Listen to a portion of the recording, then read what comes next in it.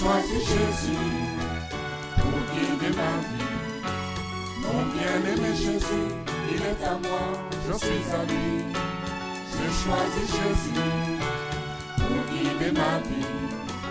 Mon bien-aimé Jésus, il est à moi, je suis à lui.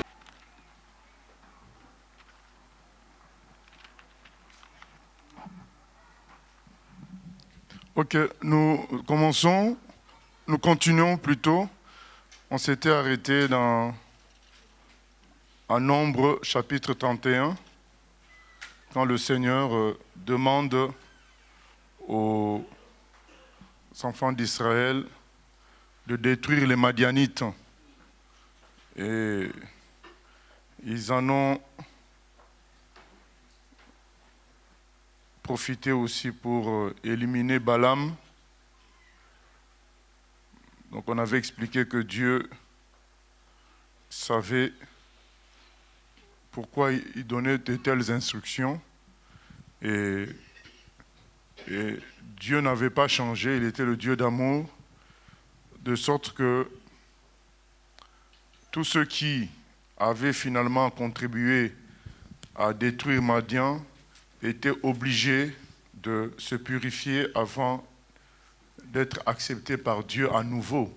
Donc ça montrait que Dieu, oui, il a des temps où il doit frapper, mais c'est pour le bien de l'humanité, d'une manière ou d'une autre, que l'on comprenne ou pas. Mais il reste ferme dans le fait de refuser la violence, de refuser la souffrance de l'homme. Voilà, donc nous continuons à partir du verset 25, Nombre 31, à partir du verset 25. Nombre chapitre 31, à partir du verset 25. L'Éternel dit à Moïse, « Fais avec le sacrificateur Éléazar et les chefs de maison de l'assemblée le compte du butin de ce qui a été pris, personnes et bestiaux.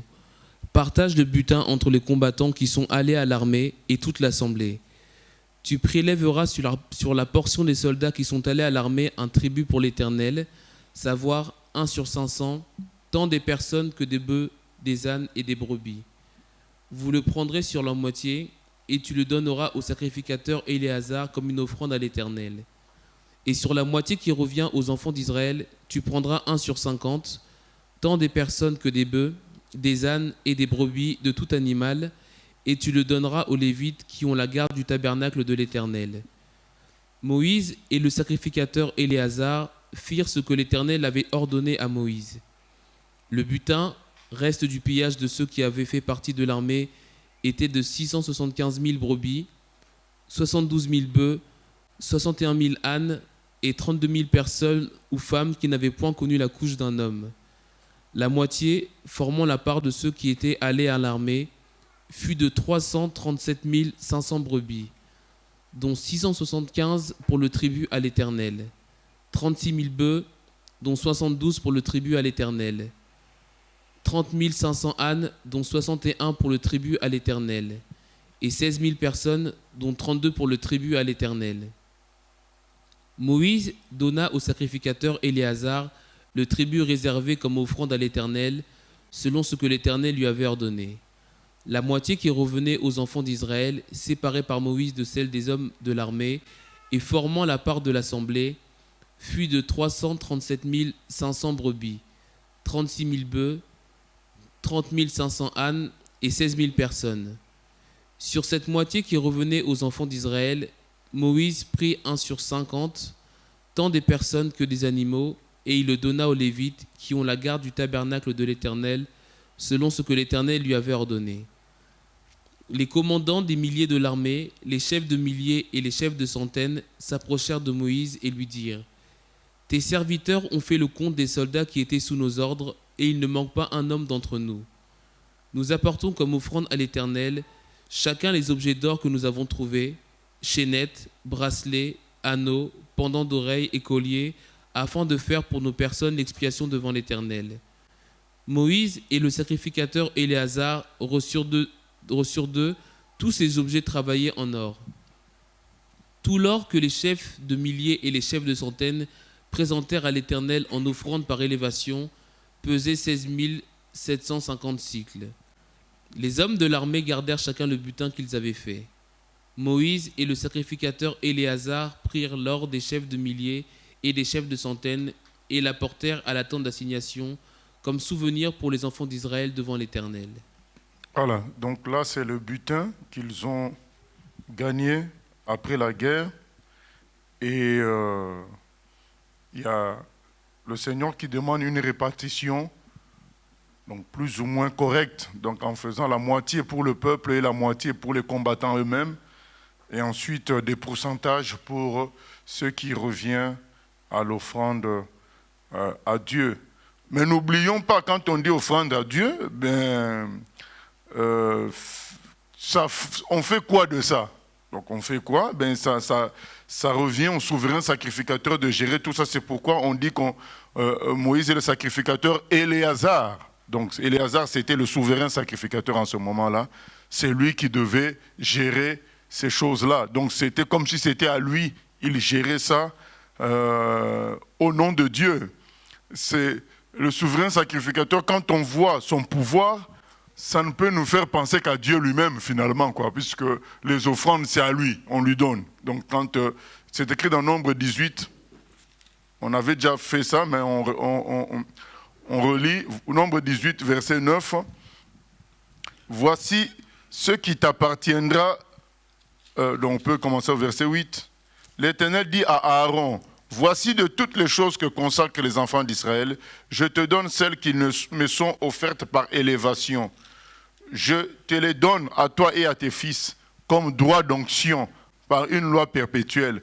Voici ce qui t'appartiendra parmi les choses très saintes qui ne sont pas consumées par le feu, toutes leurs offrandes, tous leurs dons, tous leurs sacrifices d'expiation et tous les sacrifices de culpabilité qu'ils m'offriront. Ces choses très saintes seront pour toi et pour tes fils. Voilà. Au verset 11, c'est dit encore, voici encore ce qui t'appartiendra, tous les dons que les enfants d'Israël présenteront par élévation et en les agitant de côté et d'autre. Je te les donne à toi et à tes fils et à tes filles, avec toi par une loi perpétuelle. Quiconque sera pur dans ta maison en mangera. Donc, finalement, c'était un rôle dangereux, être souverain sacrificateur. Ça demandait une grande sainteté pour pouvoir gérer toutes ces richesses qui tombaient entre tes mains. Donc on voit que finalement une seule personne pouvait jouer ce rôle-là, c'est le Seigneur Jésus-Christ. Pour pouvoir recevoir des richesses comme ça, recevoir tant de pouvoir et gérer ça comme il faut, c'était pas donné. Donc toutes les offrandes, on s'imagine les quantités d'offrandes qu'il y avait, c'est lui qui était souverain sur tout ça. Donc ça demandait une grande sainteté, c'était une très très grande responsabilité, être souverain sacrificateur. Ce qui fait que dans les années où Jésus était physiquement présent sur terre, les souverains sacrificateurs que lui avait trouvés, ce n'étaient pas des souverains sacrificateurs que Dieu, d'une manière directe, avait choisis. C'est les colons, donc les Romains, les gens de pouvoir, comme il n'y a pas que les Romains, même avant les Romains, donc les gens qui triomphaient sur Israël, sur Juda, ils commençaient à nommer carrément les souverains sacrificateurs. Donc quand Jésus arrive, le souverain sacrificateur n'est pas forcément un élu de Dieu direct, c'est quelqu'un imposé par le pouvoir en place. D'où vraiment la guerre de pouvoir que Jésus vient trouver là. Il y avait une guerre de pouvoir et donc il y a des gens qu'on appelait les Esséniens, des gens qui s'étaient isolés dans le désert parce qu'ils contestaient tout ce pouvoir-là. Ils disaient que ça, c'est pas de Dieu. Mais bon, Jésus, lui, il s'est soumis parce que c'est écrit que toute personne soit soumise aux autorités. Donc, même si la forme n'était pas bonne, mais le Seigneur n'a pas contesté l'autorité de ces gens-là. Il les a critiqués en disant qu'ils ne se comportaient pas bien, mais sans dire qu'ils n'étaient pas à leur place. Donc voilà, c'était un poste de grand pouvoir et n'était pas donné d'avoir une telle responsabilité et rester correct. C'est comme beaucoup de gens veulent avoir de grandes responsabilités, mais ce n'est pas facile d'avoir une grande responsabilité et rester correct. En réalité, que devrait chercher tout chrétien, c'est de servir le Seigneur le plus simplement possible. D'ailleurs, c'est écrit dans Romains 12, soyez attirés par ce qui est humble, parce que et non pas par ce qui est élevé. Parce que ce qui est élevé est toujours très dangereux, très difficile à gérer. Parce que tu gères des choses qui sont parfois réservées à Dieu seul. On se souvient de David lorsque des soldats se sont sacrifiés pour lui ramener de l'eau de la citerne de Bethléem. Ils ont traversé le camp ennemi. Parce que David avait dit à un moment donné, « Ah, j'ai soif », parce que David était originaire de Bethléem, À un moment donné, loin de tout ça, loin de cette ville, il dit à ses vaillants guerriers, « Ah, j'aimerais tant boire l'eau de la citerne de Bethléem, parce que, voilà, c'est pas la même eau. C'était pas la même eau. » Donc c'est comme nous, on a plusieurs bouteilles, plusieurs marques d'eau. Ben à l'époque, les citernes n'avaient pas tous... les citernes, c'était des grands trous qui recevaient l'eau de pluie. Et donc ça servait pendant tout le temps qu'il ne pleuvait pas pour l'usage, pour boire, pour beaucoup d'autres choses. C'était des grands trous qu'on faisait, donc c'est ça les citernes. Et chaque citerne avait sa réalité. Le sol de la citerne, on sait que souvent on dit ici, ah mais l'eau, il y a beaucoup de calcaire dans l'eau. Voilà, tout est lié au sol. Et donc chaque citerne avait son goût. Et donc c'est pourquoi David dit, ah j'aimerais tant boire l'eau de la citerne de Bethléem, ma ville d'origine. Et ces soldats-là, on se sont dit, on va satisfaire notre chef. Ils ont risqué leur vie, puisqu'il fallait traverser le camp ennemi pour arriver à Bethléem. Ils ont traversé le camp ennemi. Ils ont pris de l'eau, ils ont fait le retour, en retraversant le camp ennemi. Et quand ils donnent à David cette eau, David dit, jamais je ne peux boire cette eau, parce que ça a été gagné au prix de leur vie. Il dit, seul Dieu mérite un tel sacrifice. Ouais, c'est pourquoi je suis d'accord avec Dieu quand il dit que David, c'est l'homme selon son cœur, quoi. Il avait compris, il savait que ça, c'est à Dieu, ça, c'est pas à moi. Donc, c'est important, quand on a des responsabilités, savoir ça, c'est à Dieu. Ça, c'est pas à moi. Il ne faut pas accepter ce qui est de Dieu. Même si les gens te le donnent, tu dis non, ça, c'est à Dieu. Voilà, c'est pas à moi. Et David savait faire cette différence-là. Et c'était difficile en tant que souverain sacrificateur parce que Dieu lui-même dit, ces offrandes-là, c'est à toi. donc il fallait vraiment un grand amour pour Dieu, un grand respect pour Dieu, pour être souverain sacrificateur et demeurer correct. Parce que Dieu lui-même te donne le pouvoir et à toi de lui rendre encore ce pouvoir-là. Et c'est ce qu'on voit dans l'Apocalypse, les 24 vieillards. Donc, ils ont leur couronne. Donc, ils ont un pouvoir qu'on leur a donné par Dieu. Mais ils prennent ces couronnes et ils se prosternent devant le Seigneur et ils jettent ces couronnes au Seigneur. C'est-à-dire que c'est Dieu qui leur a donné le pouvoir, mais ils savent qu'au fond, à Dieu seul la gloire. Donc, ils reprennent encore le pouvoir que Dieu leur donne et ils redonnent ça à Dieu. C'est ça qu'on devait faire toujours. Même quand Dieu lui-même nous donne le pouvoir, même quand Dieu lui-même nous donne quelque chose, un enfant, de biens matériels, on doit considérer que tout ça lui appartient. Et d'une certaine manière, lui redonner encore. Mais quand on garde ça, on finit tôt ou tard par prendre la gloire de Dieu. C'est très très important. La puissance de Dieu est difficile à gérer. C'est la gloire. Donc le bon moyen de gérer tout ça, même quand ça vient de Dieu, c'est de lui redonner ça. De te comporter comme si tu n'avais pas ces choses-là. Quand tu te comportes comme si, voilà, même si c'est Dieu qui dit, hein, ces offrandes-là sont en toi, mais toi tu te comportes comme si ce n'était pas à toi. Et tu laisses le Saint-Esprit te dire comment gérer cela. C'est important. C'est comme ça qu'on peut, malgré le pouvoir que Dieu peut nous donner, la puissance que Dieu peut nous donner, rester correct. C'est apprendre à lui redonner ça. Apprendre à dire, Seigneur, je fais quoi avec?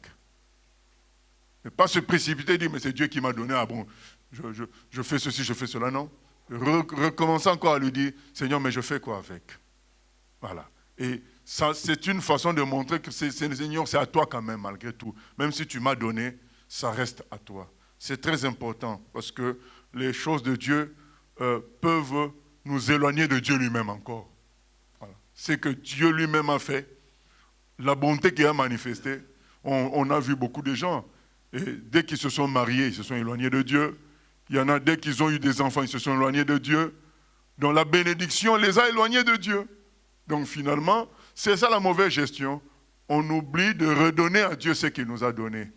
Et David le dit aussi, il dit, Seigneur, nous te donnons ce que tu nous as donné. Quand on donne les offrandes, il a dit, nous te donnons ce que tu nous as donné. Quand tu sais te comporter comme ça, tu peux rester comme David, roi, sans faillir, parce que tu sais redonner à Dieu ce qui est à Dieu. D'ailleurs, le Seigneur l'a dit, à César ce qui est à César, à Dieu ce qui est à Dieu. La gloire, l'honneur à Dieu seul, le pouvoir à Dieu seul. Même si lui te le donne. Voilà, donc n'oublions pas.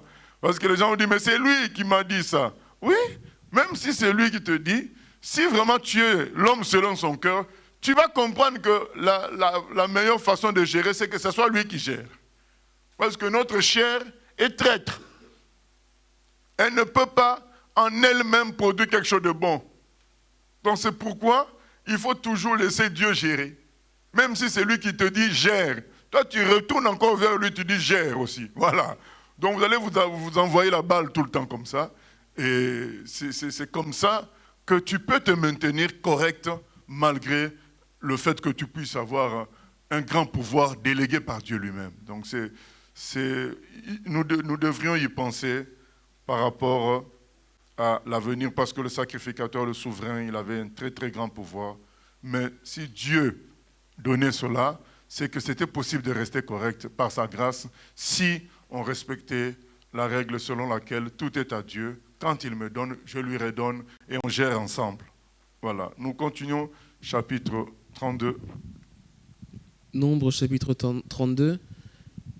Les fils de Ruben et les fils de Gad avaient une quantité considérable de troupeaux, et ils virent que le pays de Gézer et le pays de Galad étaient un lieu propre pour des troupeaux. Alors les fils de Gad et les fils de Ruben vinrent auprès de Moïse, du sacrificateur Éléazar et des princes de l'assemblée, et ils leur dirent, Ataroth, Dibon, Gézer, Nimra, Esbon, Éléalé, Sébam, Nebo et Béon, ce pays que l'Éternel a frappé devant l'assemblée d'Israël est un lieu propre pour des troupeaux, et tes serviteurs ont des troupeaux. Ils ajoutèrent, si nous avons trouvé grâce à tes yeux, que la possession de ce pays soit accordée à tes serviteurs, et ne nous fais point passer le Jourdain. Moïse répondit aux fils de Gad et aux fils de Ruben, vos frères iront-ils à la guerre, et vous, resterez-vous ici ? Pourquoi voulez-vous décourager les enfants d'Israël de passer dans le pays que l'Éternel leur donne ? Ainsi firent vos pères quand je les envoyai de Kadès-Barnéa pour examiner le pays. Ils montèrent jusqu'à la vallée d'Eshcol, et après avoir examiné le pays, ils découragèrent les enfants d'Israël d'aller dans le pays que l'Éternel leur donnait. La colère de l'Éternel s'enflamma ce jour-là, et il jura en disant, « Ces hommes qui sont montés d'Égypte, depuis l'âge de 20 ans et au-dessus, ne verront point le pays que j'ai juré de donner à Abraham, à Isaac et à Jacob, car ils n'ont pas suivi pleinement ma voie, excepté Caleb, fils de Jéphuné, le Kénizien, et Josué, fils de Nun, qui ont pleinement suivi la voie de l'Éternel. La colère de l'Éternel s'enflamma contre Israël, et il les fit errer dans le désert pendant 40 années, jusqu'à l'anéantissement de toute la génération qui avait fait le mal aux yeux de l'Éternel. Et voici, vous prenez la place de vos pères comme des rejetons d'hommes pécheurs, pour rendre la colère de l'Éternel encore plus ardente contre Israël. Car si vous vous détournez de lui, il continuera de laisser Israël au désert, et vous causerez la perte de tout ce peuple. Ils s'approchèrent de Moïse et ils dirent, nous construirons ici des parcs pour nos troupeaux et des villes pour nos petits-enfants. Puis, nous nous équiperons en hâte pour marcher devant les enfants d'Israël, jusqu'à ce que nous les ayons introduits dans le lieu qui leur est destiné, et nos petits-enfants demeureront dans les villes fortes à cause des habitants du pays. Nous ne retournerons point dans nos maisons avant que les enfants d'Israël aient pris possession chacun de son héritage, et nous ne posséderons rien avec eux de l'autre côté du Jourdain, ni plus loin, puisque nous aurons notre héritage de ce côté-ci du Jourdain à l'Orient.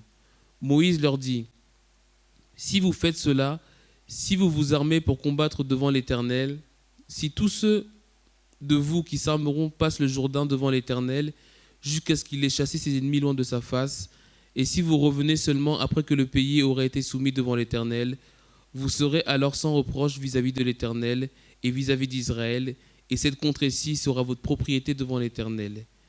Mais si vous ne faites pas ainsi, vous péchez contre l'Éternel. Sachez que votre péché vous atteindra. Construisez des villes pour vos petits-enfants et des parcs pour vos troupeaux, et faites ce que votre bouche a déclaré. Les fils de Gad et les fils de Ruben dirent à Moïse, tes serviteurs feront ce que mon Seigneur ordonne. Nos petits-enfants, nos femmes, nos troupeaux et tout notre bétail resteront dans les villes de Galaad. Et tes serviteurs, tous armés pour la guerre, iront combattre devant l'Éternel, comme dit mon Seigneur. Moïse donna des ordres à leur sujet au sacrificateur Éléazar, à Josué, fils de Nun, et aux chefs de famille dans les tribus des enfants d'Israël. Il leur dit, si les fils de Gad et les fils de Ruben passent avec vous le Jourdain, tous armés pour combattre devant l'Éternel, et que le pays soit soumis devant vous, vous leur donnerez en propriété la contrée de Galaad. Mais s'ils ne marchent point en armes avec vous, qu'ils s'établissent au milieu de vous dans le pays de Canaan, les fils de Galaad et les fils de Ruben répondirent, nous ferons ce que l'Éternel a dit à tes serviteurs. Nous passerons en armes devant l'Éternel au pays de Canaan, mais que nous possédions notre héritage de ce côté-ci du Jourdain. Moïse donna aux fils de Gad et aux fils de Ruben, et à la moitié de la tribu de Manassé, fils de Joseph, le royaume de Sion, roi des Amoréens, et le roi d'Og, roi de Basan, le pays avec ses villes, avec les territoires des villes du pays tout alentour. Les fils de Gad bâtirent Dibon, Ataroth, Aroer, Atroth, Shophan, Gézer, Jogbéa, Beth Nimra et Beth Haran, villes fortes, et ils firent des parcs pour les troupeaux. Les fils de Ruben bâtirent Hesbon, Éléalé, et Kirjataïm, Nebo et Balméon, dont les noms furent changés, et Sibma, et ils donnèrent des noms aux villes qu'ils bâtirent. Les fils de Makir, fils de Manassé, marchèrent contre Galaad et s'en emparèrent. Ils chassèrent les Amoréens qui y étaient. Moïse donna Galaad à Makir, fils de Manassé, qui s'y établit. Jaïr, fils de Manassé, se mit en marche, prit les bourgs et les appela bourgs de Jaïr. Nobak se mit en marche, prit Kénath avec les villes de son ressort, et l'appela Nobak d'après son nom. Voilà. Donc là, ils n'ont pas encore conquis toute la terre promise. Et il y a Ruben et Gad donc, qui se précipitent, le fils de Ruben, la tribu de Gad et de Ruben, qui se précipitent et disent, nous on veut déjà prendre cette partie-là, on veut s'installer ici. Le boulot n'est pas encore fini. Et Moïse dit, mais là, vous vous comportez vraiment comme vos pères qui sont morts dans le désert. Donc 40 ans, Dieu a décidé qu'ils errent pendant 40 ans, qu'ils n'entrent pas en terre promise à cause de leur péché. Parce que quand Dieu avait envoyé des gens explorer le pays, quand Moïse plutôt avait envoyé les gens explorer le pays, quand ils sont venus avec le rapport, le peuple a eu peur. Et à cause de ça, Dieu a décidé qu'ils n'iraient pas en terre promise. Alors, vous décidez de rester là. Qu'est-ce que ça va avoir comme conséquence?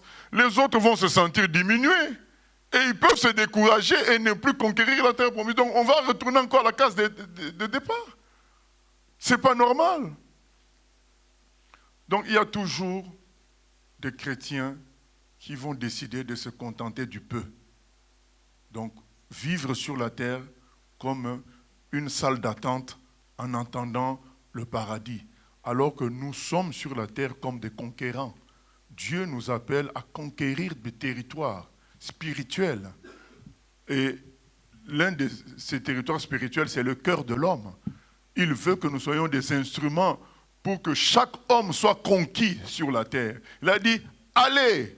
Voilà, quand Jésus se sépare de ses disciples, c'est avec un ordre, allez. Ce n'est pas avec une histoire de, c'est bon, j'ai tout fait pour vous, c'est bon maintenant. Non, la séparation se passe avec la phrase, allez, tout pouvoir m'a été donné. Allez, faites de toutes les nations des disciples. Donc c'est ça notre séparation avec le Seigneur.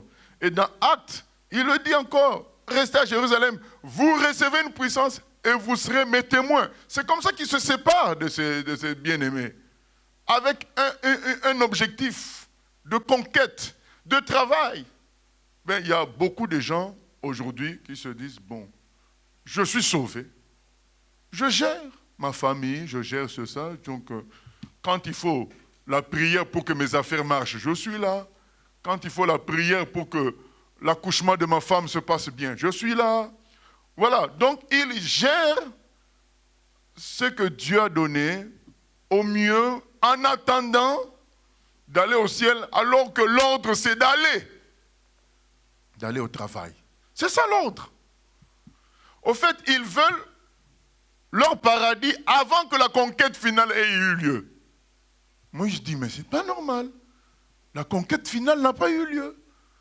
Et comme je nous le dis aussi, la conquête finale n'a pas eu lieu. Oui, nous on a été conquis, mais maintenant nous sommes des soldats aussi. Et nous n'avons pas fini la conquête. L'apôtre Paul, quand est-ce qu'il dit qu'il finit la conquête? Quand il arrive à sa mort. Il dit, j'ai combattu le bon combat, j'ai gardé la foi. Maintenant, je vais être offert en libation. La libation, c'est donc quand on fait un sacrifice, on finit par une libation, soit de vin, soit d'huile. Donc, un liquide qu'on met sur le sacrifice. Donc, c'est la fin du sacrifice. Donc, toute la vie de Paul a été un sacrifice. Maintenant, arrivé à la mort, c'est sa mort qui est maintenant la libation. Donc, il dit, maintenant, je vais être offert en libation. 2 Timothée 4,7, j'ai combattu le bon combat, j'ai gardé la foi. Donc, il se dit, j'ai conquis, j'ai travaillé. Maintenant, ma mort n'est qu'une libation. Mais ce n'est pas ce qu'on retrouve aujourd'hui. Aujourd'hui, on gère, donc on vient dans les salles de culte pour juste se maintenir. Ce n'est pas ça. Ça, c'est les Rubénites et les gens de Gad. Ils étaient dans cet esprit-là. Mais on a déjà un bon territoire là. On s'installe. Mais Jésus a déjà tout accompli. Maintenant, je vais utiliser le bénéfice des promesses du Seigneur pour ma vie sur terre ici. Je suis bien, je gère ma famille, je gère mon boulot, donc Dieu me protège. Ah non, non, non, ça c'est les rues. C'est ça, c'est ce qu'on vient de lire là. C'est ce genre de personnes-là qui sont, voilà, comme un frein pour l'armée du Seigneur. Parce que l'armée du Seigneur existe et doit être en mouvement. Donc tous ceux qui oublient cela deviennent un frein pour l'armée du Seigneur. Je viens d'écouter un témoignage où un pasteur indien, il faisait son boulot très bien dans son église et d'une manière routinière. Il prêchait, voilà, il encadrait les gens, il prêchait. Et puis, un Australien était venu en Inde donner sa vie pour s'occuper des lépreux. Un Australien. Et cet Australien-là, quand on dit s'occuper des lépreux, donc je ne sais pas si beaucoup de gens connaissent c'est quoi la lèpre ici. C'est une maladie qui fait peur. Ça atrophie les muscles, ça abîme la peau et c'est contagieux. Même si à notre époque, on a des antibiotiques puissants, mais ça reste dangereux. Cet homme lavait les lépreux. Il prêchait aux lépreux la bonne nouvelle. Il aimait tellement ces gens-là qu'il n'y avait plus de place. Parce qu'il y avait beaucoup de lépreux qui venaient dans ce centre-là. Il a fini par leur donner sa maison. Et lui dormait dans sa voiture avec ses 2 enfants. Est-ce que on voit le niveau? Et les extrémistes hindous, dans la colère de l'avancement de l'œuvre de Dieu, un jour, pendant qu'il dormait avec ses enfants dans la voiture, ils ont mis de l'essence et ils ont brûlé la voiture. Toute la famille est morte. Ce pasteur-là, quand il a vu ça, il a dit, j'arrête le ministère où je suis. Je vais aller près du Pakistan. Là où c'est interdit même de se faire baptiser. Parce que il y a, dans des pays comme Chine, la Chine et l'Inde, il y a des zones où c'est plus ou moins toléré d'être chrétien, plus ou moins toléré de changer de religion. Mais il y a des zones où tu ne peux même pas, pour être chrétien, donc c'est déjà un risque de mort, et encore plus fort, pour sortir de ta religion, devenir chrétien. Là, donc lui maintenant il décide de quitter la région où il travaillait déjà, il y avait des églises, il dit, mais donc moi je passe mon temps à prêcher 52 fois par an, quoi, c'est ça. Et le monsieur, il meurt comme ça pour les lépreux. Il a dit, c'est fini. Il a pris femme et enfants. Ils sont partis dans la région, près du Pakistan, où, quand quelqu'un se fait baptiser, on le tue. On le tue. Et il est parti travailler là-bas. Il a dit, ça a été difficile, mais il fallait que je donne un sens à ma vie. Et rester là, prêcher 52 fois par an, ce n'était pas le sens de la vie. Cet homme-là, l'Australien, a donné un sens à sa vie. Il a donné sa vie pour les lépreux. C'est ça, bien-aimé. On n'est pas là pour faire de l'école, apprendre des choses, gonfler le cerveau. Allez, tu vas travailler, Seigneur, tu vois, j'ai été au culte, maintenant toi aussi tu me donnes un bon travail. Non. Le Seigneur nous a tout donné. Il a dit, cherchez d'abord le royaume des cieux et vous aurez le reste. Nous devons donner un sens à notre vie. Manger et dormir comme tout le monde, ce n'est pas le sens de la vie. Parce que les animaux font la même chose. Donc il y a un objectif de Dieu pour chacun. Et surtout, un objectif général pour l'Église. Allez, faites de toutes les nations des disciples. Nous ne pouvons pas rester là, dans la gestion des bénédictions du Seigneur, en attendant le paradis. Je ne suis pas d'accord avec ça, et la Bible n'est pas d'accord du tout avec cela. Et c'est ce que Moïse dit aux Rubénites et aux Gadites. Il dit, mais non, ce que vous faites là n'est pas bon. On n'a pas encore tout conquis. Et vous voulez vous reposer déjà. Mais vous savez, Dieu, on a vu ça avec Balaam, non? Il a interdit à Balaam, mais il avait vu dans le cœur de Balaam que ce type, malgré mon interdiction, son cœur n'est pas avec moi. Et il a fait des arrangements. Dieu est comme ça. S'il sent que t'interdire ne va mener à rien, il fait un arrangement avec toi. Il te laisse dans l'erreur en te faisant croire que tu n'es plus dans l'erreur. C'est ce qui s'appelle la puissance d'égarement. Il te laisse dans l'erreur. Et il peut même t'utiliser dans cette erreur-là. Tu as vraiment la confirmation. Ah ben il est avec moi, sinon il ne ferait pas telle chose. Non, c'est parce qu'il a vu ton cœur que tu ne veux pas changer. Alors bon, allez, on y va. C'est comme ça. C'est ce qui se passe avec Balaam. Et là, ça se passe avec les Rubénites, les Gadites. Il leur dit, bon, écoutez. Et eux, ils disent, bon, on va faire un arrangement. On laisse nos femmes, nos enfants, on fait des enclos pour le bétail. Allez, nous, on y va au combat avec les autres. Dieu dit, bon, si c'est comme ça, il n'y a pas de problème. Mais ce n'est pas la volonté parfaite de Dieu. Il faut qu'on se comprenne. Hein? Dieu tolère ça. Mais ce n'est pas son désir. Le désir, c'était qu'on conquiert nous tous ensemble la terre promise. Ensuite, on se répartit par... Eux-mêmes le disent, on va le lire après, ils le disent. Dieu avait dit que ça va être quoi? Ça s'appelle quoi? Tirer au sort. Mais est-ce que là c'est tirer au sort? Non, c'est eux qui décident. Moïse, donne-nous, il n'y a plus de tirer au sort là. Donc ces gens-là ne sont pas dans la volonté de Dieu. Mais comprenons que Dieu ne force pas les humains. Quand il ne peut pas obtenir 100, et qu'il peut obtenir quand même 80, il s'en contente. Il se dit, bon, que j'obtienne quand même qu'ils aillent tout en laissant femmes et enfants. Mais ne nous méprenons pas. Ce n'est pas parce que Dieu fait des arrangements avec nous que c'est sa volonté parfaite. Il n'est pas d'accord. Mais il peut quand même s'il peut tirer quelque chose, il en tire. Mais c'est une honte pour nous et ce n'est pas bien d'être dans des arrangements. Vaut mieux être dans la volonté parfaite du Seigneur. Oui? Question Internet. Est-ce que ce n'est pas une restriction, le fait de ne pas aller de maison en maison pour évangéliser, vu que nous sommes des soldats et que nous sommes appelés à gagner des territoires? Une restriction, je n'ai pas compris. Oui, restriction. Est-ce que ce n'est pas une restriction, le fait de ne pas aller de maison en maison? En fait, Est-ce qu'on ne se restreint pas? Ah non, quand on dit qu'il faut aller au combat, le Saint-Esprit nous conduit. Il n'y a pas de système. Donc ce qu'il faut, il faut se disposer à se dire, tiens, ma vie ne m'appartient plus, je dois bosser pour le Seigneur. Quand tu es dans cette disposition, le Saint-Esprit t'inspire. Parce que cette histoire-là de maison à maison, Jésus l'interdit. Il dit, n'allez pas de maison à maison. Donc il dit, c'est pour nous montrer que c'est le Saint-Esprit qui doit nous conduire. Donc si maintenant le Saint-Esprit conduit quelqu'un dans ce sens-là, ça c'est lui. Mais qu'on en fasse un système, non. Donc il y a plein de choses à faire pour évangéliser. On n'est pas obligé de faire maison à maison. Mais ce qui est là, c'est qu'il faut se disposer à dire ma vie pour le Seigneur. Il faut que le cœur de tous les humains soit conquis.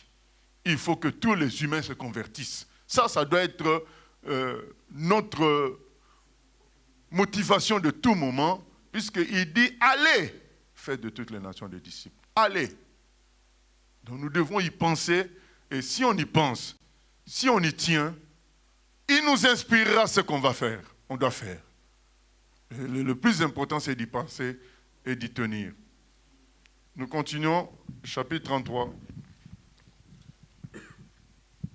Nombre, chapitre 33. Voici les stations des enfants d'Israël qui sortirent du pays d'Égypte selon leur corps d'armée, sous la conduite de Moïse et d'Aaron. Moïse écrivit leur marche de station en station, d'après l'ordre de l'Éternel. Et voici leurs stations selon leur marche. Ils partirent de Ramsès le 1er mois, le 15e jour du 1er mois. Le lendemain de la Pâque, les enfants d'Israël sortirent la main levée à la vue de tous les Égyptiens.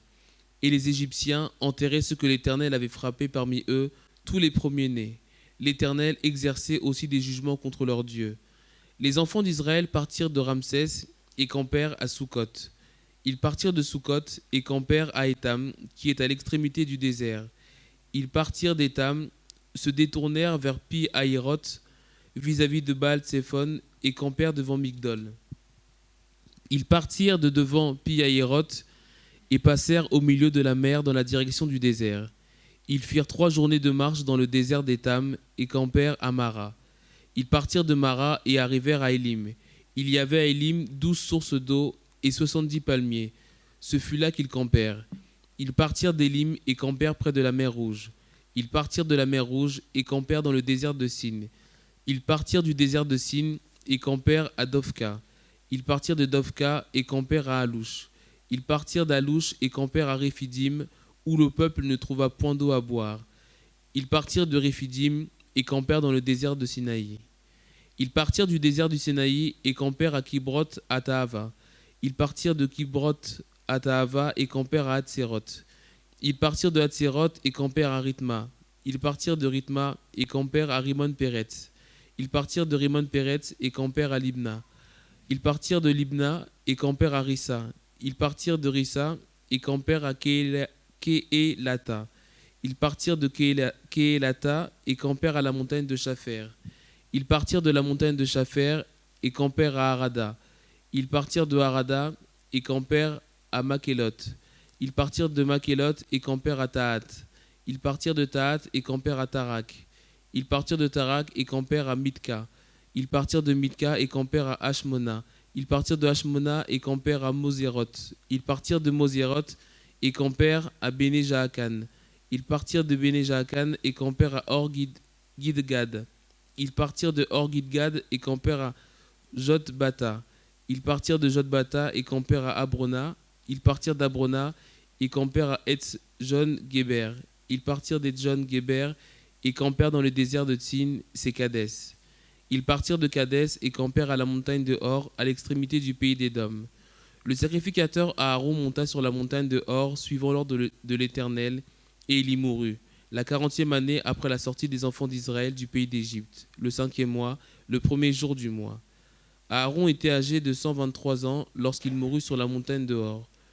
Le roi d'Arad, cananéen qui habitait le midi du pays de Canaan, après l'arrivée des enfants d'Israël. Voilà, donc on peut s'arrêter là pour le moment. Donc, on est en train de nous faire le rappel de leur pérégrination dans le désert. Donc, on voit comment il bouge, il tourne, et jusqu'à la mort d'Aaron. Et moi, j'ai toujours du mal à comprendre les gens qui contestent le fait que la Bible est vraie, quoi. C'est quand on voit ce genre d'explication de lieu en lieu, comment quelqu'un va passer son temps à inventer Réphidim, qui brote, machin. Donc, ça me dépasse. On voit que quand on est de mauvaise foi, on est de mauvaise foi. Parce que maintenant, ces gens-là disent, parce que ma fille m'a dit, oui, mais parce qu'ils sont en train d'étudier la Bible à l'école, donc ils sont arrivés au peuple hébreu, donc dans l'histoire. Et oui, mais ce n'est pas prouvé par l'archéologie, ça. Moi, je dis, mais oui, mais qu'ils prouvent par l'archéologie l'existence de mon arrière-arrière-grand-père. Je vais lui donner son nom. Dis-lui son nom, comme ça, qu'il me cherche par l'archéologie son existence. Non, mais on s'amuse, parce que, donc, puisqu'il ne connaît pas mon arrière, il ne peut pas prouver l'existence de mon arrière-arrière-grand-père, il n'a pas existé. Et comment moi je suis arrivé alors? Donc, c'est qu'on utilise un langage pour contredire quelque chose qui ne tient pas la route. Ce n'est pas démontré par l'archéologie. Donc, vous voulez que nous, aujourd'hui, on puisse démontrer des choses qui se sont passées il y a 3500 ans, donc par des fouilles, donc il faut que nous, on maîtrise ça. Alors qu'on n'est même pas capable. Il y a combien de disparus en France ici? Des gens qui ont disparu, qui n'ont jamais été retrouvés. Aux États-Unis, n'en parlons pas. Combien de gens n'ont-ils pas disparu, n'ont jamais été retrouvés? Déjà, des gens de notre époque, on ne les retrouve pas. Et on veut aller retrouver des gens de 3500. Oui, mais ce n'est pas prouvé par l'archéologie. Oui, qu'ils aillent,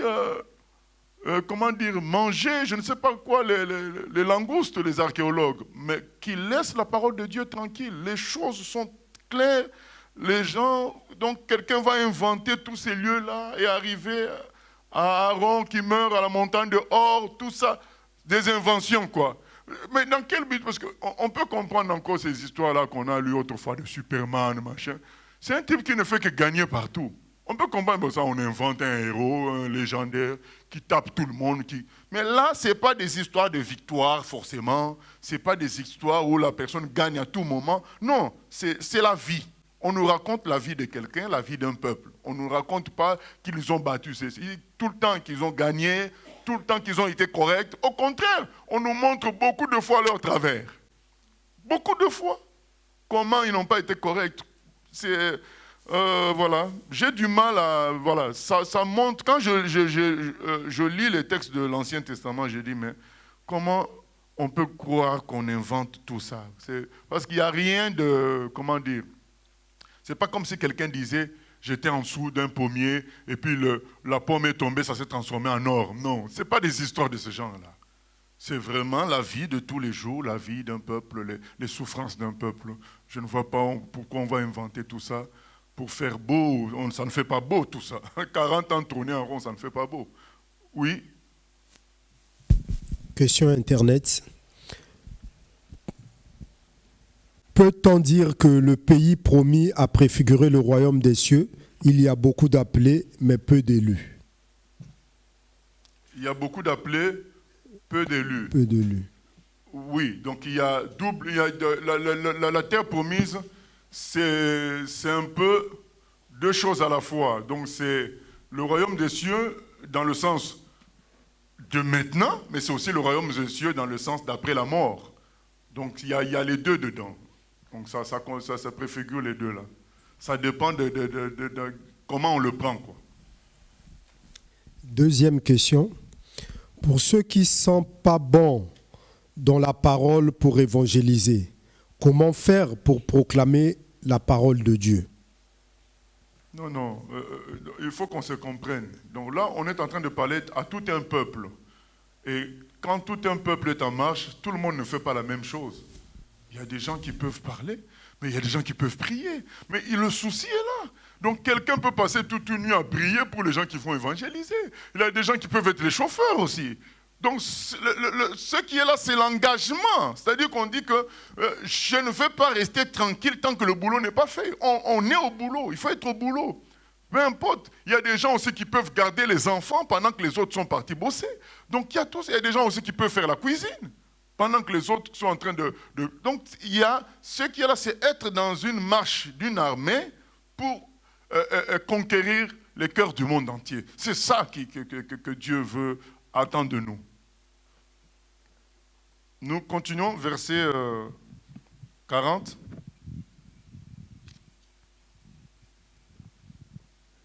Le roi d'Arad, cananéen, qui habitait le midi du pays de Canaan après l'arrivée des enfants d'Israël. Ils partirent de la montagne de Hor et campèrent à Tsalmona. Ils partirent de Tsalmona et campèrent à Punon. Ils partirent de Punon et campèrent à Oboth. Ils partirent d'Oboth et campèrent à Ijé-Abarim sur la frontière de Moab. Ils partirent d'Ijé-Abarim et campèrent à Dibon-Gad. Ils partirent de Dibon-Gad et campèrent à Almon-Diblataïm. Ils partirent d'Almon-Diblataïm et campèrent aux montagnes d'Abarim devant Nebo. Ils partirent des montagnes d'Abarim et campèrent dans les plaines de Moab près du Jourdain vis-à-vis de Jéricho. Ils campèrent près du Jourdain depuis Beth-Jeshimoth jusqu'à Abel-Sittim dans les plaines de Moab. Voilà, donc, on continue la liste des stations. Je reviens encore pour dire, par exemple, donner un exemple. Vous savez, il y a souvent dans les Écritures, dans l'Ancien Testament, il est question d'un lieu qu'on appelle Gilgal. Et beaucoup ont utilisé ce lieu-là pour contredire la parole. Puisque je crois que quand le monsieur là, Élie, veut être enlevé, il passe aussi par Bethel, machin, puis Gilgal. Mais après, on retrouve vers le nord d'Israël, aussi dans les Écritures encore, un certain Gilgal. Et donc les gens ont dit, donc Élie a fait là-bas, puisque c'est une grande distance, comme ils étaient à pied. C'est pas possible. Ah, donc la Bible, vraiment. Hein. Mais il y a un monsieur qui a fait maintenant, un monsieur qui était attaché à la parole. Il a pris sa Bible. C'était pas un chrétien. Hein. Il a pris sa Bible. Lui, son boulot, il s'est dit, avant de mourir, parce qu'il avait, je ne sais pas, est-ce que c'était lors d'une guerre ou quoi que ce soit, il avait reçu, il était blessé, et donc il marchait plus correctement. Sa jambe, on avait mis, je crois, une pièce métallique dedans.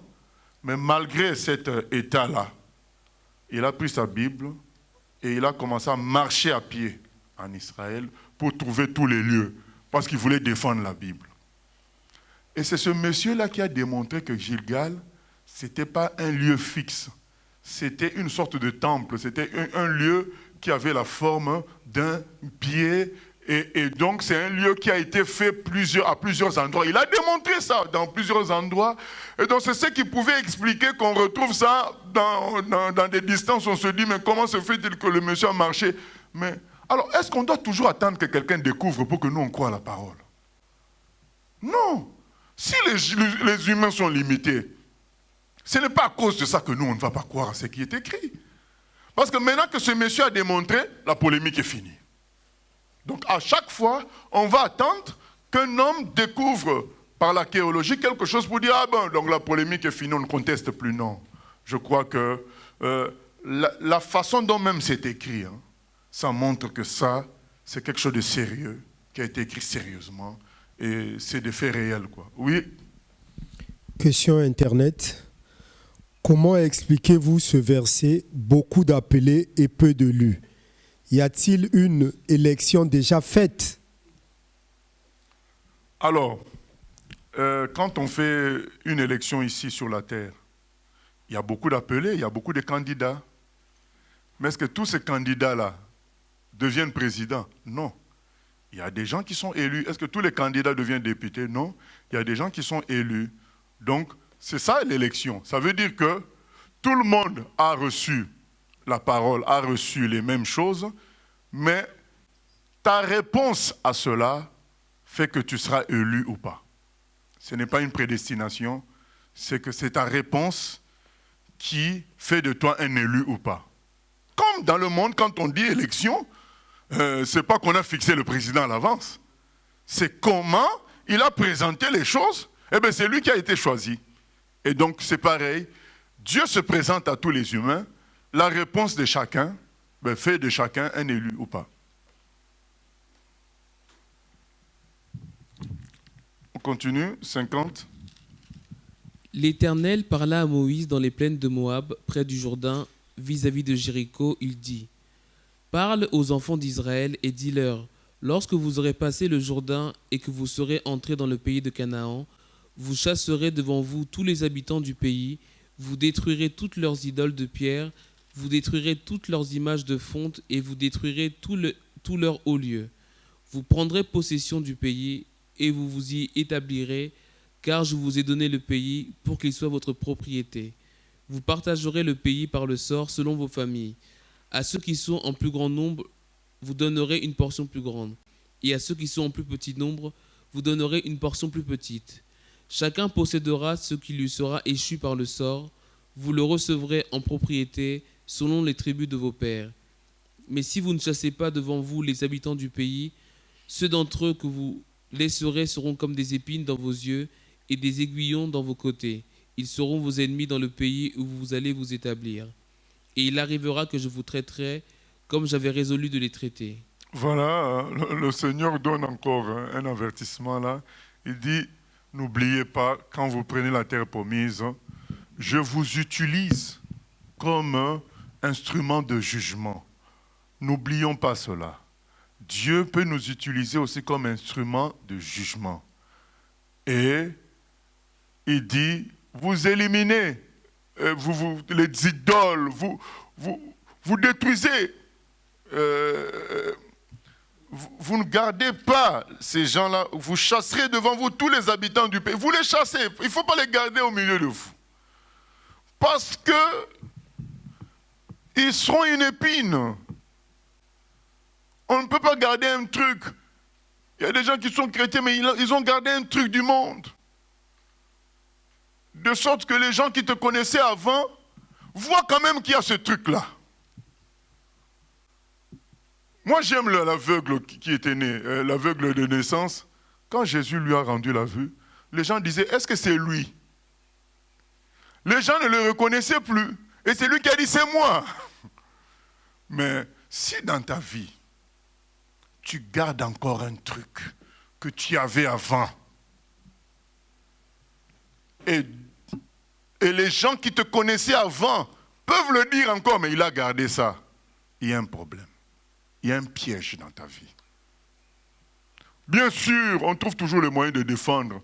Ah non, mais c'est le seul. Parce que, par exemple, quelqu'un qui aimait l'argent, les gens qui le connaissaient avant, quand ils le revoient, ils disent, oh, mais de ce côté-là, il n'a pas changé, il ne boit plus l'alcool, il n'injurie plus, mais il aime toujours l'argent.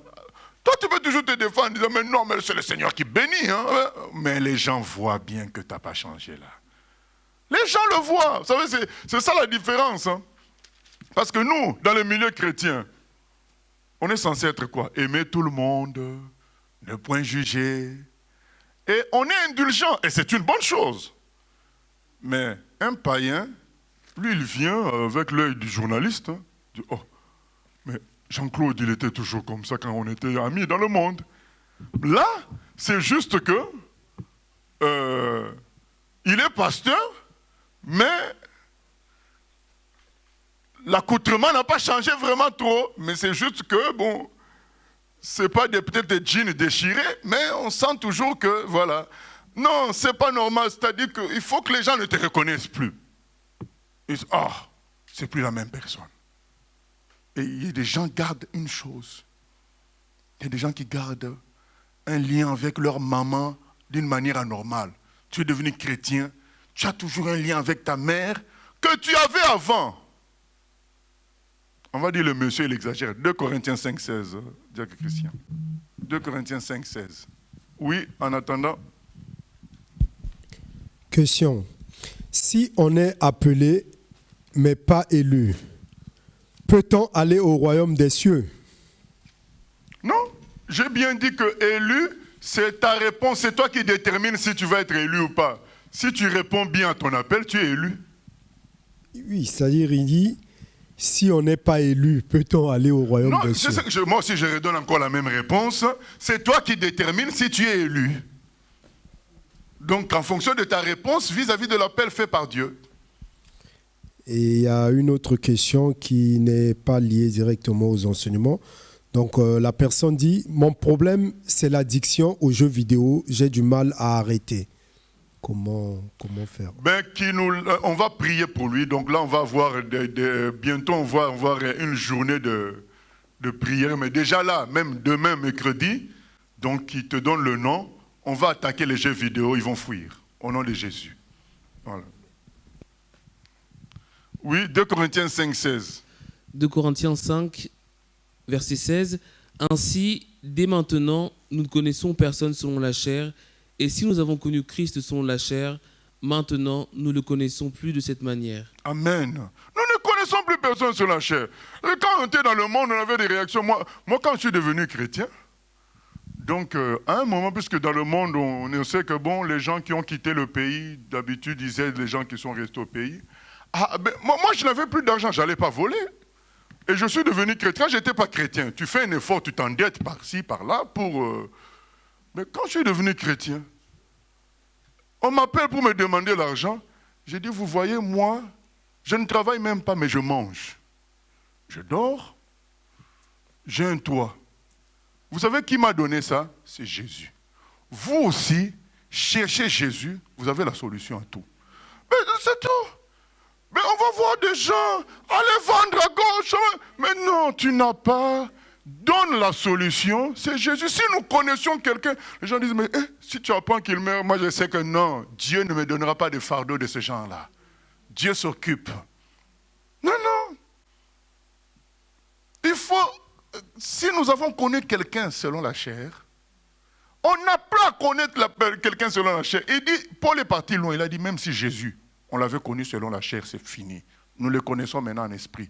Je ne le considère plus comme mon frère juif dans la chair pour m'amuser avec lui. C'est mon maître, c'est mon Seigneur, c'est mon sauveur.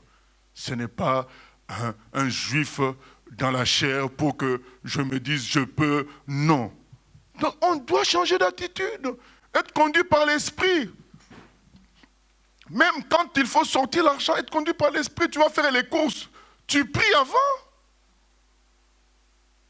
Vous allez dire, mais c'est les courses, c'est l'argent de ma poche. Mais l'argent là vient d'où? Comment tu l'as eu? C'est Dieu qui a permis que tu l'aies. Donc avant d'aller faire les courses, tu pries. Et il peut se faire que l'argent aussi se multiplie pendant que tu fais les courses. Moi, ça m'est arrivé à Évry, dans les années 99. Je prie avant d'entrer à Carrefour. J'ai dit, mais j'ai besoin de beaucoup de choses, mais je n'ai pas beaucoup de... J'avais que 10 francs. À l'époque, c'était les francs. J'avais que 10 francs. J'entre à Carrefour et je mets ma main dans la poche, je sors, la main c'était 60 francs maintenant. Dieu est tout puissant. Donc il faut, donc on est là, il faut prier. Oui, prends tout Seigneur. Quand il faut faire les courses, là c'est ma poche. Non. Donc, quand il faut faire les courses, c'est encore le Seigneur. Nous ne voulons plus rien faire sans le Seigneur. 2 Corinthiens 5, 16. Si on a connu quelqu'un, selon la chair, tu tremblais devant ton père. Maintenant que tu es dans le Seigneur, ça reste ton père, mais il a besoin de vérité, il a besoin de salut aussi. C'est important. Donc c'est ce que Paul nous dit. Donc, Dieu dit, si tu gardes toujours un truc, ça sera un piège pour toi, tôt ou tard. C'est que tu gardes là, après ton salut. Ce qui fait que les gens qui t'ont connu avant peuvent dire toujours, là, il y a quelque chose qui n'a pas changé. Même si toi, tu vas te défendre, mais les païens l'ont vu. Les païens voient que, sur ce point-là, il y a quelque chose qui n'a pas changé. Et parce que ça se discute entre amis. Il y a des gens... Par exemple, j'ai un ami, quand on était ensemble dans le monde,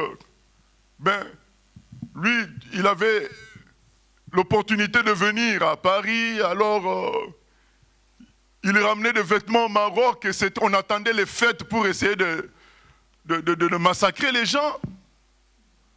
Mais cet ami-là, aujourd'hui, quand vous le voyez, donc c'est le contraire de ce que... Il est devenu chrétien.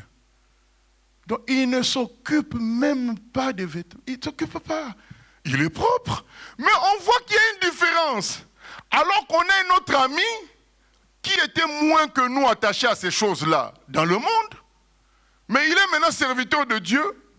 Mais c'est le contraire, celui qui donne l'impression qu'il est attaché à ça. Mais on se dit, mais c'est ça. Donc il ne faut jamais garder un truc.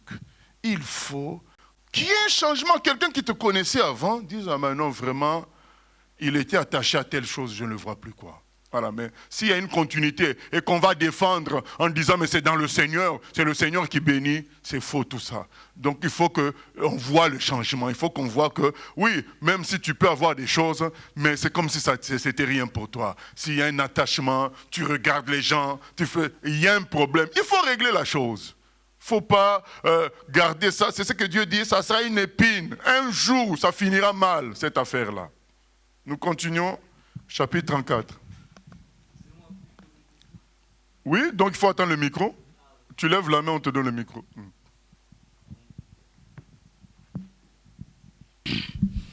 Premièrement, bonjour. Est-ce pour vous une problématique le fait qu'un chrétien qui a donné sa vie à Jésus s'habille, comment dirais-je, s'habille en grande marque ou autre, mais pas pour plaire aux gens, juste parce qu'il l'aime?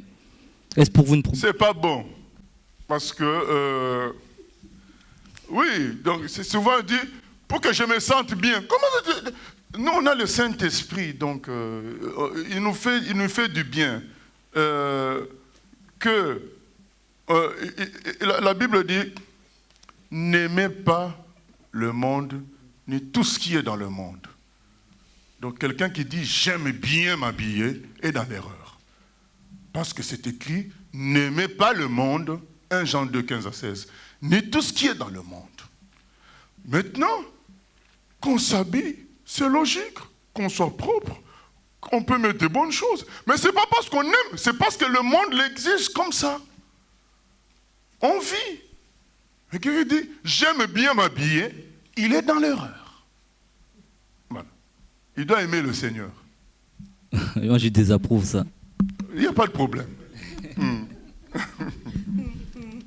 On continue. Nombre chapitre 34. L'Éternel parla à Moïse et dit, donne cet ordre aux enfants d'Israël et dis-leur, quand vous serez entrés dans le pays de Canaan, ce pays deviendra votre héritage, le pays de Canaan, dont voici les limites. Le côté du midi commencera au désert de Tsin, près d'Édom. Ainsi, votre limite méridionale partira de l'extrémité de la mer Salée vers l'Orient. Elle tournera au sud de la montée d'Akrabin, passera par Tsin et s'étendra jusqu'au midi de Kadès Barnéa. Elle continuera par Hatsar Adar et passera vers Hatzmon. Depuis Hatzmon, elle tournera jusqu'au torrent d'Égypte pour aboutir à la mer. Votre limite occidentale sera la Grande Mer, ce sera votre limite à l'Occident. Voici quelle sera votre limite septentrionale à partir de la Grande Mer, vous la tracerez jusqu'à la montagne de Hor. Depuis la montagne de Hor, vous la ferez passer par Hamath et arriver à Tsedad. Elle continuera par Ziphron pour aboutir à Hatsar Enan. Ce sera votre limite au septentrion. Vous tracerez votre limite orientale de Hatsar Enan à Shepham. Elle descendra de Shepham vers Ribla à l'orient d'Aïn. Elle descendra et s'étendra le long de la mer de Kinneret à l'orient. Elle descendra encore vers le Jourdain pour aboutir à la mer Salée. Tel sera votre pays avec ses limites tout autour. Moïse transmit cet ordre aux enfants d'Israël et dit, c'est là le pays que vous partagerez par le sort et que l'Éternel a résolu de donner aux 9 tribus et à la demi-tribu. Car la tribu des fils de Ruben et la tribu des fils de Gad ont pris leur héritage selon les maisons de leurs pères. La demi-tribu de Manassé a aussi pris son héritage. Ces 2 tribus et la demi-tribu ont pris leur héritage en deçà du Jourdain, vis-à-vis de Jéricho, du côté de l'Orient. L'Éternel parla à Moïse et dit, voici les noms des hommes qui partageront entre vous le pays, le sacrificateur Éléazar et Josué fils de Nun. Vous prendrez encore un prince de chaque tribu pour faire le partage du pays. Voici les noms de ces hommes. Pour la tribu de Juda, Caleb fils de Jephuné. Pour la tribu des fils de Siméon, Samuel fils d'Amioud. Pour la tribu de Benjamin, Élidad fils de Kislon. Pour la tribu des fils de Dan, le prince Bouki fils de Jogli. Pour les fils de Joseph, pour la tribu des fils de Manassé, le prince Aniel, fils d'Éphod. Et pour la tribu des fils d'Éphraïm, le prince Kemuel, fils de Shiftan. Pour la tribu des fils de Zabulon, le prince Élitsaphan, fils de Parnak. Pour la tribu des fils d'Isaacar, le prince Paltiel, fils d'Azan. Pour la tribu des fils d'Azer, le prince Aïoud, fils de Shelomi. Pour la tribu des fils de Nephtali, le prince Pédaël, fils d'Amioud. Tels sont ceux à qui l'Éternel ordonna de partager le pays de Canaan entre les enfants d'Israël. Voilà, donc là, le Seigneur dit, bon, vous partagerez ça parmi les 9 tribus, quoi, au verset 13. Moïse transmet cette ordre aux enfants d'Israël et dit, c'est là le pays que vous partagerez par le sort et que l'Éternel a résolu de donner aux 9 tribus et à la demi-tribu de Manassé, car la tribu des fils de Ruben et la tribu des fils de Gad ont pris leur héritage. Donc c'est, vous voyez qu'il y a une certaine, un arrière-goût qui n'est pas bon, c'est-à-dire que c'était pas comme ça que ça devait se passer. Il fallait laisser Dieu faire. Ces gens-là, eux-mêmes, ils ont voulu prendre leur terre. Normalement, il fallait que ça soit partagé au sort. Mais ils ont pris, comme on a dit, Dieu, quand il voit qu'on tient quelque chose, il nous laisse. Et c'est ce qui se passait là. Il leur laisse quand même, mais ce n'est pas sa volonté parfaite. Et la volonté parfaite, c'était que ça se distribue au sort. Et peut-être que ces 2 tribus-là allaient gagner mieux que ceux qu'ils ont. En fait, ils ont voulu éviter certains problèmes. Voilà quoi. Malheureusement, beaucoup de chrétiens se contentent des arrangements avec Dieu au lieu de chercher vraiment sa volonté parfaite. Donc, ça me fait mal quand on lit, on voit que même Dieu dit, bon, c'est vraiment qu'à 9 tribus. Et donc Dieu a vraiment considéré que ces gens-là n'ont pas voulu, quoi. Oui, question? Oui. Pardon, pasteur. Je voulais juste revenir un petit peu en arrière pour souligner par rapport au frère qui a dit qu'il n'approuvait pas au niveau des vêtements. Juste un petit témoignage vite fait. Hein, c'est parce que, étant en protocole, il y a un certain temps, il y avait une bien-aimée qui était au milieu de nous et qui aimait bien s'habiller justement dans les choses, les marques, tout ça. Et elle avait mis un t-shirt, en fait. Et ce t-shirt-là, c'était la marque d'un grand couturier. Et... sauf que sur la marque de ce grand couturier-là, c'est un homosexuel. Mais elle ne savait pas spécialement que c'est un homosexuel. Alors c'est vrai que c'est bien d'approuver, mais si tu es chrétien et que tu approuves des homosexuels, c'est aussi mauvais. Même si ce sont des grandes marques, mais ce sont des choses aussi qui ne glorifient pas le Seigneur. C'était juste pour attirer l'attention sur ça. Oui.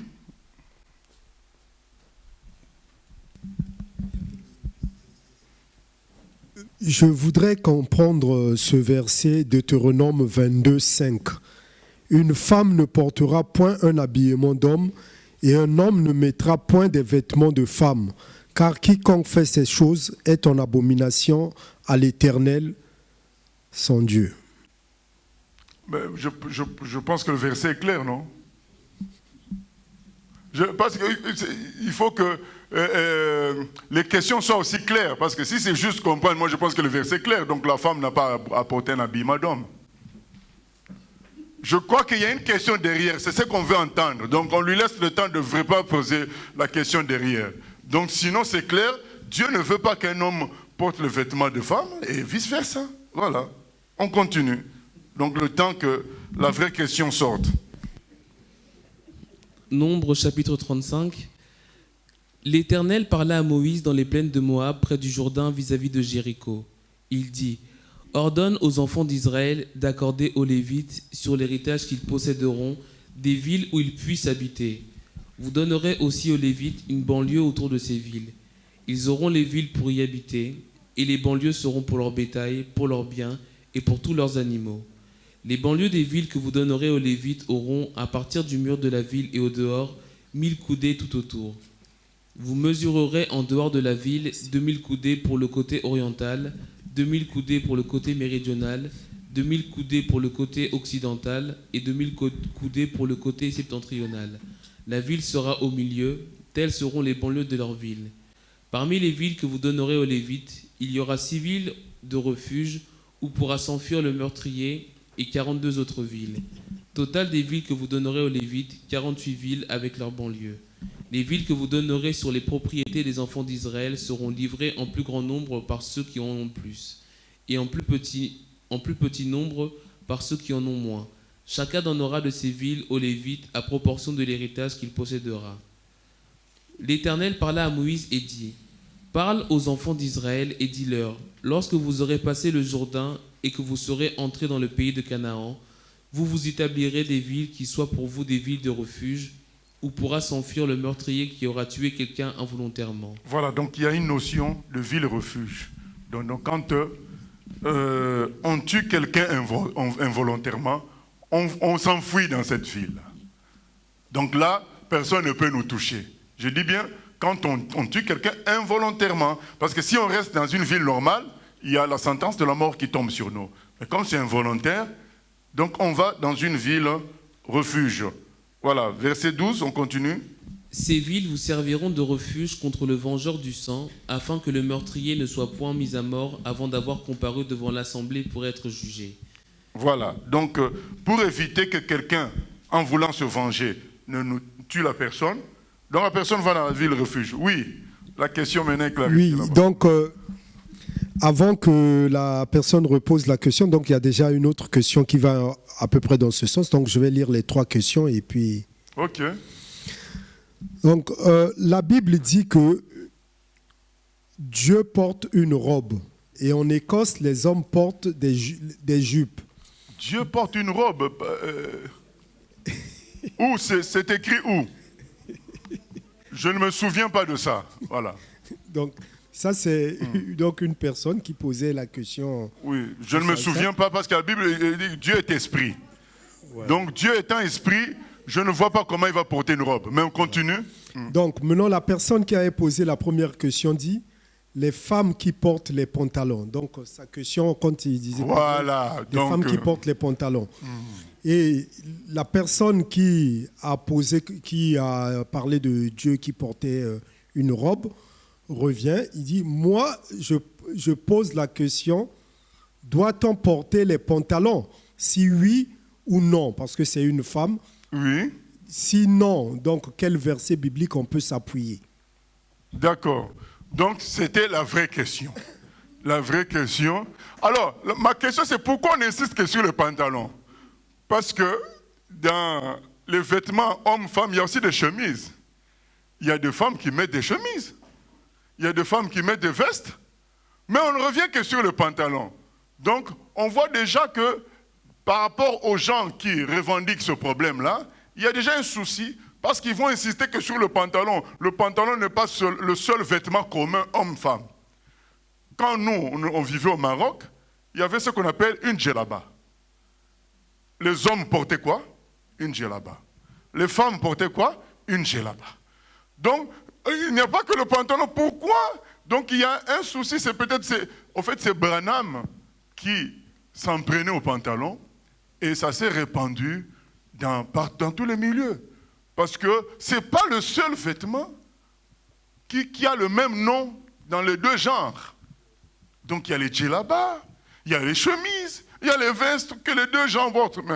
Donc, c'est pour nous amener à ceci. Ce que Dieu réprouve, c'est le fait que l'homme ressemble à la femme par sa tenue vestimentaire et la femme ressemble à l'homme par sa tenue vestimentaire. C'est ce qu'il réprouve. Ce n'est pas une histoire de pantalon, ce n'est pas une histoire de... Puisque ce n'est qu'un mot, mais quand on regarde une femme porter un pantalon, on sait bien que c'est une femme. Lorsqu'il y a confusion, là, on dira qu'il y a un problème. Mais s'il n'y a pas confusion, ce n'est pas parce que c'est le pantalon. Parce que je ne sais pas quel est l'argument. L'argument, si c'est le même nom que chez les hommes, alors les djellabas aussi, c'est pareil. Et comme quelqu'un dit, en Écosse, les hommes portent des jupes, donc c'est pareil. Donc on va avoir des problèmes. Donc je crois que l'idée du Seigneur, c'est que, même du temps du Seigneur, les hommes portaient une robe, les femmes portaient une robe. Du temps du Seigneur lui-même, Jésus. Donc, le vrai problème, c'est qu'un homme ne doit pas ressembler à une femme par sa tenue vestimentaire et la femme ressembler à un homme par sa tenue vestimentaire. Pour le reste, chacun choisit ce qu'il va mettre, mais qu'il reste homme et qu'elle reste femme. Voilà. Il y avait une question dans le même sens, donc la réponse est tombée, la personne est d'accord. Il y a une autre question Internet. La personne veut comprendre ce que veut dire la direction septentrionale. C'est le nord. Le septentrional, c'est le nord. Voilà. Au contraire de méridional, c'est le sud. Voilà, c'est une autre façon de dire nord et sud. Ok. Je n'ai pas de montre, mais bon, donc on va... parce que là-bas, la pile, on dirait s'est arrêtée. Ok, d'accord. On continue, alors. Des villes, Nombre chapitre 35, verset 13, des villes que vous donnerez, 6 seront pour vous des villes de refuge. Vous donnerez 3 villes au-delà du Jourdain, et vous donnerez 3 villes dans le pays de Canaan, ce seront des villes de refuge. Ces villes serviront de refuge aux enfants d'Israël, à l'étranger et à celui qui demeure au milieu de vous. Là pourra s'enfuir tout homme qui aura tué quelqu'un involontairement. Si un homme frappe son prochain avec un instrument de fer et que la mort en soit la suite, c'est un meurtrier. Le meurtrier sera puni de mort. S'il le frappe, tenant à la main une pierre qui puisse causer la mort et que la mort en soit la suite, c'est un meurtrier. Le meurtrier sera puni de mort. S'il le frappe, tenant à la main un instrument de bois qui puisse causer la mort et que la mort en soit la suite, c'est un meurtrier. Le meurtrier sera puni de mort. Le vengeur du sang fera mourir le meurtrier. Quand il le rencontrera, il le tuera. Si un homme pousse son prochain par un mouvement de haine, ou s'il jette quelque chose sur lui avec préméditation et que la mort en soit la suite, ou s'il le frappe de sa main par inimitié et que la mort en soit la suite, celui qui a frappé sera puni de mort, c'est un meurtrier. Le vengeur du sang tuera le meurtrier quand il le rencontrera. Mais si un homme pousse son prochain subitement et non par inimitié, ou s'il jette quelque chose sur lui sans préméditation, ou s'il fait tomber sur lui par mégarde une pierre qui puisse causer la mort, et que la mort en soit la suite, sans qu'il ait de la haine contre lui et qu'il lui cherche du mal, voici les lois d'après lesquelles l'Assemblée jugera entre celui qui a frappé et le vengeur du sang. L'Assemblée délivrera le meurtrier de la main du vengeur du sang et le fera retourner dans la ville de refuge où il s'était enfui. Il y demeurera jusqu'à la mort du souverain sacrificateur qu'on a oint de l'huile sainte. Si le meurtrier sort du territoire de la ville de refuge où il s'est enfui, et si le vengeur du sang le rencontre hors du territoire de la ville de refuge et qu'il tue le meurtrier, il ne sera point coupable de meurtre. Car le meurtrier doit demeurer dans sa ville de refuge jusqu'à la mort du souverain sacrificateur, et après la mort du souverain sacrificateur, il pourra retourner dans sa propriété. Voici les ordonnances de droit pour vous et pour vos descendants dans tous les lieux où vous habiterez. Si un homme tue quelqu'un, on ôtera la vie au meurtrier sur la déposition de témoins. Un seul témoin ne suffira pas pour faire condamner une personne à mort. Vous n'accepterez point de rançon pour la vie d'un meurtrier qui mérite la mort, car il sera puni de mort. Vous n'accepterez point de rançon qui lui permette de s'enfuir dans sa ville de refuge et de retourner habiter dans le pays après la mort du sacrificateur. Vous ne souillerez point le pays où vous serez, car le sang souille le pays, et il ne sera fait pour le pays aucune expiation du sang qui y sera répandu que par le sang de celui qui l'aura répandu. Vous ne souillerez point le pays où vous allez demeurer, et au milieu duquel j'habiterai, car je suis l'Éternel qui habite au milieu des enfants d'Israël. Voilà, donc ça c'est une partie qui crée aussi des débats. Hein. Donc là, les gens qui sont pour la condamnation à mort, ils disent oui, Nombre 35 nous dit que quand on tue quelqu'un, le pays est souillé. Pour que le pays ne soit plus souillé, il faut qu'il y ait condamnation à mort. Il faut qu'on tue. C'est comme ça que les Américains, hein, donc ils utilisent Nombre 35, les gens qui sont pour la condamnation à mort. Voilà, donc ils utilisent ça. Et donc il faut tuer celui qui a tué pour laver le pays. Voilà, bon, c'est leur point de vue. Et ce qui retient mon attention ici, c'est déjà la sagesse et la bonté de Dieu. Il veut que quand il y a un meurtre involontaire, une mort involontaire, il y ait quand même possibilité de salut pour la personne. Donc la personne va s'enfuir dans la ville refuge. Et ce qui est beau, je voulais clôturer avec ça. Oui, il y a une question. Donc oui, je te laisse poser la question alors. Quand on dit le vengeur du sang, c'est quoi en fait? C'est un homme qu'on charge de régler le compte de la personne qui a tué. Ah, d'accord. Voilà. Okay. Donc il est dans son droit Voilà. Et maintenant, si c'est une mort involontaire, la personne va dans la ville refuge. Alors, ce qui attire mon attention, on dit quoi? Il reste dans la ville refuge jusqu'à ce que... Pardon? Jusqu'à la mort du souverain sacrificateur. C'est-à-dire le jour où un souverain sacrificateur meurt, le monsieur est libre. Qu'est-ce que ça laisse penser? C'est que le souverain sacrificateur est comme mort à sa place. Ça nous montre le salut qu'on a en Jésus-Christ, quoi. Donc nous étions condamnés à mort. Et là, si nous vivions, c'était comme dans une ville refuge. Mais la condamnation à mort était toujours sur nous. En tant que pécheurs, ayant péché, le Seigneur avait dit, si tu pêches, tu mourras. Donc tous les humains étaient sous la condamnation. Ils étaient condamnés à mort. Donc nous étions comme dans une ville refuge. Donc la mort pouvant nous frapper d'un moment à l'autre. Jusqu'à ce que, puisque là où c'est involontaire pour nous, c'est quoi? C'est que c'est Adam qui nous a communiqué le péché. C'est pas nous, c'est Adam lui qui a fait le péché lui-même. Mais nous avons hérité le péché d'Adam. Donc c'est pourquoi Dieu ne nous a pas tués tout de suite. Il nous a mis comme dans une ville, refuge, attendant quoi? En attendant la mort du souverain sacrificateur, qui est Jésus, afin que nous ne soyons plus sous la condamnation. Donc la Bible est cohérente, cohésion totale. L'histoire de la ville refuge, il faut y penser encore, c'est extraordinaire. Donc tu restes dans la ville refuge jusqu'à la mort du souverain sacrificateur. C'est comme si, quand un souverain sacrificateur meurt, c'est comme si il est mort à ta place. Là, maintenant, tu peux sortir de la ville refuge. Et donc, nous étions comme dans une ville refuge, jusqu'à ce que Jésus-Christ est mort pour nous. À partir de cela, Paul dit, c'est pourquoi Paul dit avec fierté, dans Romains 8, il n'y a plus de condamnation pour ceux qui sont en Christ. Puisque le souverain sacrificateur est mort, maintenant c'est bon. On n'est plus là en attendant se cacher dans la ville refuge. C'est fini. On sort devant tout le monde. Mon Seigneur est mort pour moi. C'est fini. Je n'ai plus peur d'un vengeur quelconque. Je n'ai plus peur d'un quelconque pouvoir. Le Seigneur, le souverain sacrificateur est mort. Donc moi je suis libre. C'est vraiment l'image du salut. Je vous ai envoyé un texte à beaucoup de gens sur un juif qui cherchait le sang. Et voilà, quand quelqu'un lit vraiment les Écritures et qu'il n'est pas mal intentionné, un juif qui lit vraiment sérieusement les Écritures, quand il va lire l'histoire de cette ville refuge et de la mort du souverain sacrificateur, et s'il avait eu une certaine éducation peut-être chrétienne, il a vécu dans le milieu, dans un monde occidental, ou bien même si un jour on lui parle de Christ qui est mort à la place de tout le monde, il faut dire mais ça correspond à ça. Le souverain sacrificateur qui meurt et le condamné à mort peut sortir maintenant de la ville refuge.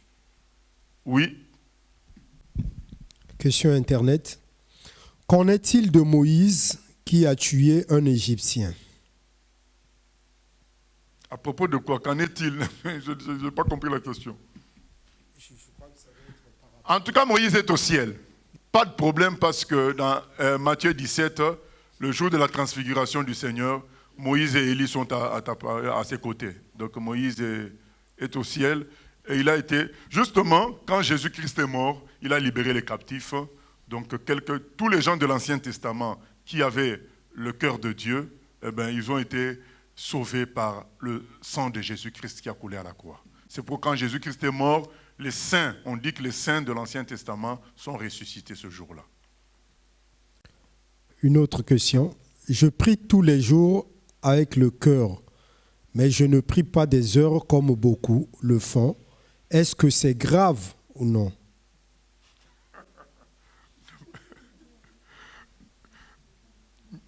Le fait qu'il prie avec le cœur, c'est ça le plus important. Tu sais ce que tu dis. Tu es conscient de ce que tu dis.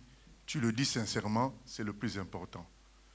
La longueur de temps, c'est une grâce de Dieu. Tout est grâce. Mais le plus important, c'est d'être sincère, d'être véridique Et c'est ça le plus important. Voilà. Et de pratiquer la parole de Dieu. Donc, il y a une question qui revient encore par rapport aux vêtements. Donc, si une femme met un costume, cravate, c'est bon alors? Chacun jugera. Moi, j'ai dit tout simplement,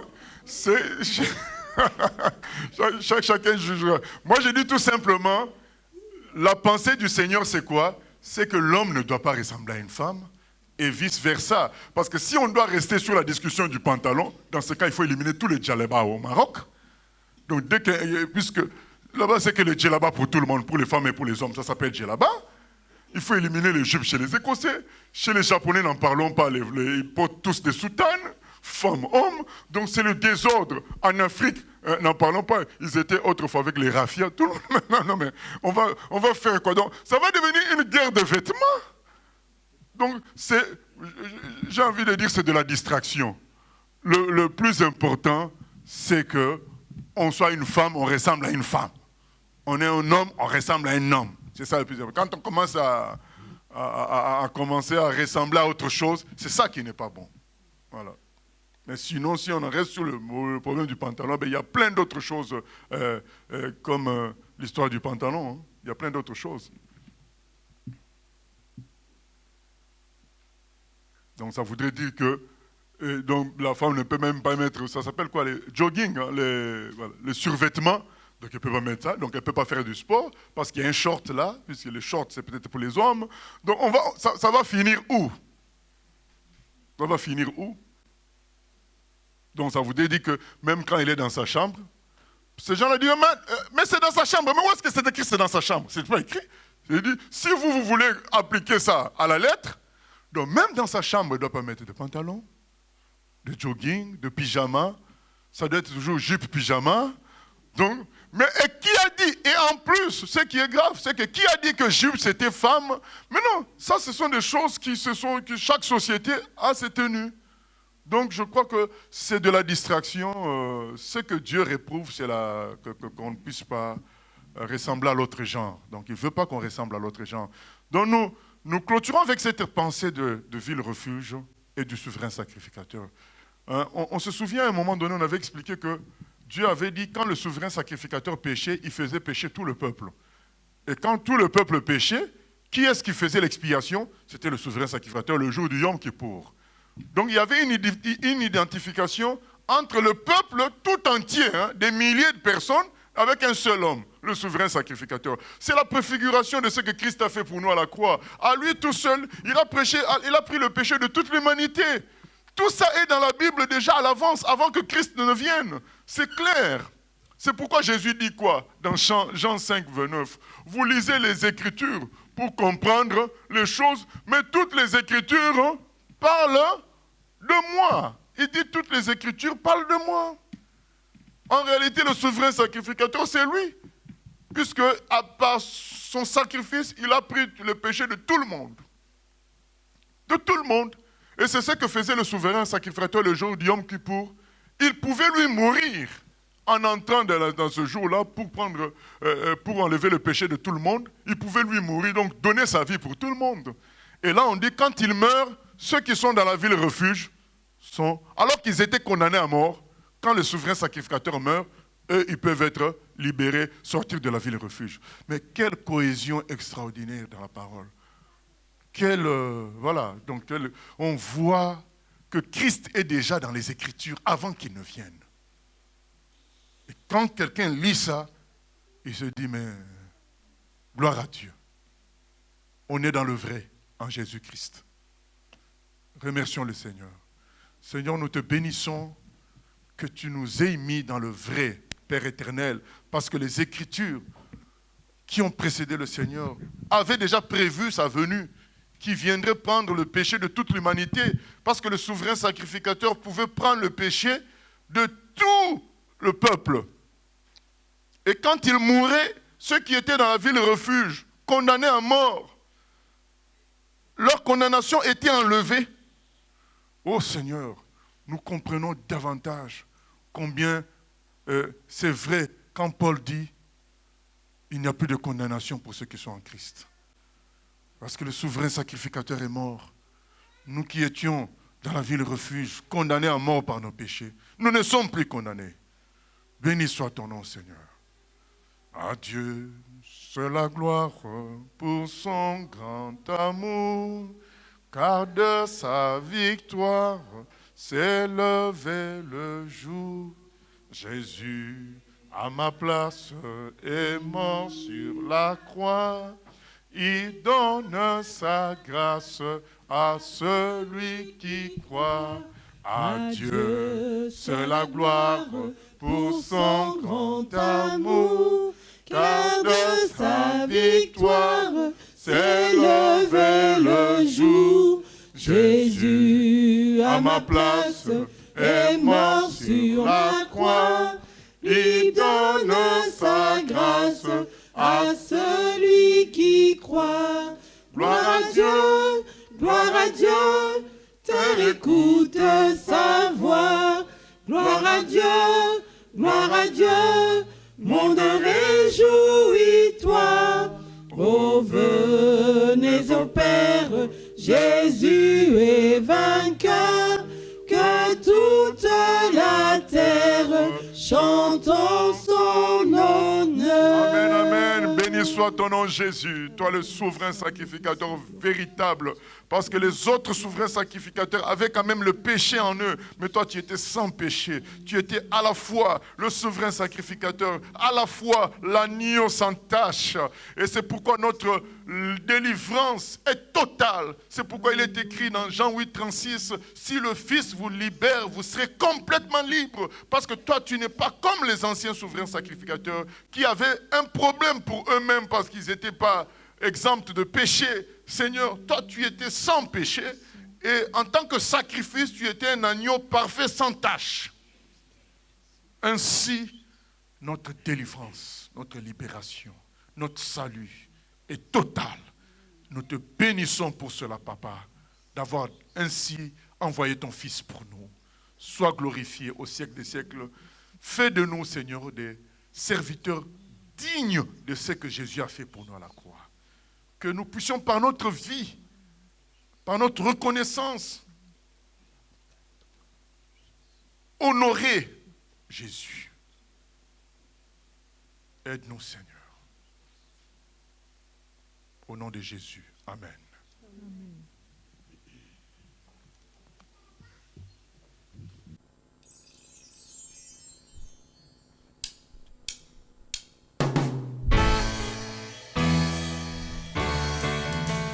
J'ai choisi Jésus pour guider ma vie. Mon bien-aimé Jésus, il est à moi, je suis à lui. J'ai choisi Jésus pour guider ma vie.